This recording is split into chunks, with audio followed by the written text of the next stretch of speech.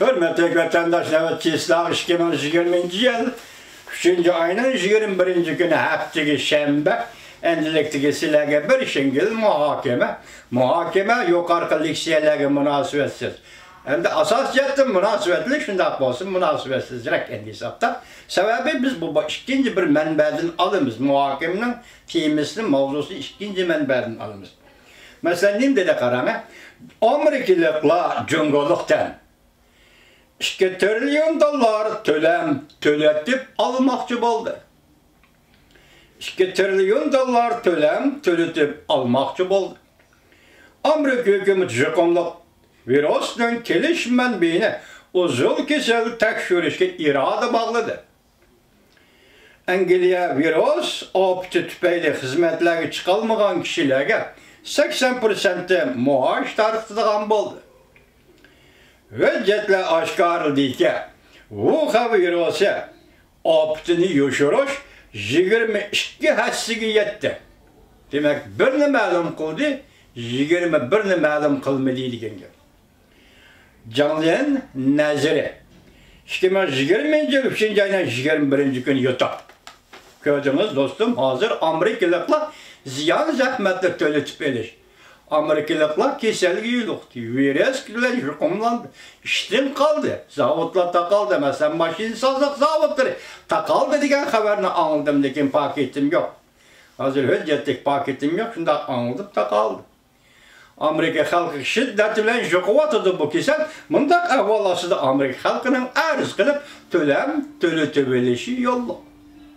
Kanunluk. Şuna Texas ştatıga joylashgan. Mesela her bir ştat joylashgan federatsiyalik. Kanunyak adliya orada hazır Amerika Qo'shma Shtatlarida Oliy sudga arz qilish oldib turibdi. Buni Jonglin apandi deyapti juma, Jonglin apand. Arz qilishning yo'li qanday bo'ldi? Birinchi biz sizlarga leksiya so'zlik 1984-yil Xitoy hukumati xalqaro shartnoma bioximiyelik kurallarını yasakken çekle şartnamasını imza koydu dedi. İsiniz bu vatandaş. Bugün Cumhur hükümeti bu şartnamaya, bu kanunga yakın halkara kanun hılaplık kıldı. Onun derdisi dedi Canlın Efendi, hazır bu virüsün tarqılış gücünü çekleyeleydiğen bir alim, yakın bir tetkikatçı oturuğa çıkmadı. Bunun zihni kançilik buldu, bunu bilgili olmaydı. Hazır tünce olup Amerika bu arzda kıldıgan, Amerika halkı bu arzda kıldıgan oldu. Amerika'da ziyan tartkan bu şu virüsün tesiri güçüne her kandak kişi üzümler biz torbette numar açımız, bu şu numar bu iş tizimliğinden tercüme alanlarını kaldırırlar, her kim arz kesip bu değil verdi. İşte çoğu başlandı vatandaş. Demek siz halkara nizamını, halkara kaydı, halkara şartnamı kılapla kıldınız. Siz virüs yaşadınız. Bunun işkinnası arz kılınan obyektike bir Cumhuriyeti hükümeti. Çünkü bu hükümet Wuhan'da partlayan virüsün destek kademde yoşurdu, niqapladı.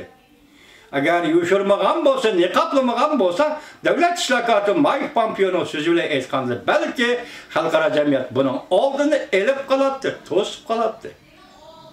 İkinci noktada arz kıldığan o beket Cumhur Azatlık Armiyası. Çünkü bioximiyelik harbiy kuralı armiya ega.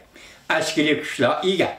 Şuna bu o beket Azatlık Armiya o beketi muşu sebeplik virüs opti sebeplik arz kılınadığan bir o bekettir. Şundak görsetti Jonglin Efendi. Endi siz oylap görün.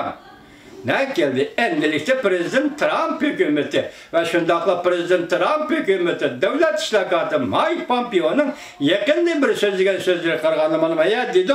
Ne mi dedi? Bu virüsün gelişmen beyni uzun kesil tekşürüşke Amerika Qo'shma Shtatlar bel bağlı dedi.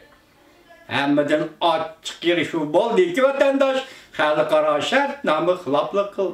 Bioximiyelik kurallarını yasaşın çeklen şartnaması hılaplık kıl. Eğer bu şarttan bu için şu vaxtıda şu günden yak imza koygan günden başlayıp hazırgıça Xitay işlep çıkargan bu bioximiyelik harbiy kurallar bilen zehirlengen bedeninde sınak kılıngan Uygur'un sana kançıda vatandaş.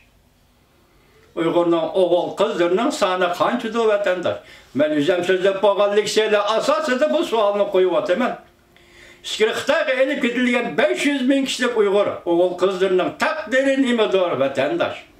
Hazır elip gitevatkan Uygur oğul kızlarını nege elip bardı, nede sınak kıldı, nede kurban kıldı, nimege bola, nimege bedel töleydi Uygur vatandaş.